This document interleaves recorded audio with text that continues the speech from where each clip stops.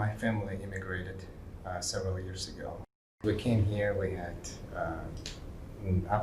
nothing. We had $90 per person. That's what government was allowing us to take with us.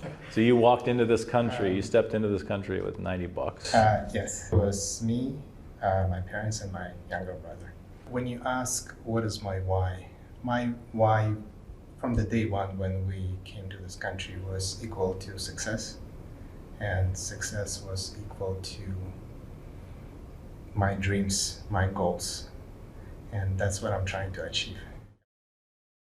If I'm going to be successful, I'm going to be able to provide for my family, for the loved ones.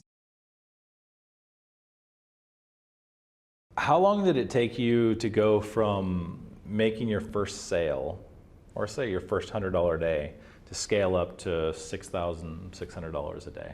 2 weeks. 2 weeks, wow. Do you feel like anybody can do this? Honestly, yes. Honestly, yeah? Yes. Anybody can do this, as long as people are going to treat this as a business, and as long as they're going to be concentrating on one thing.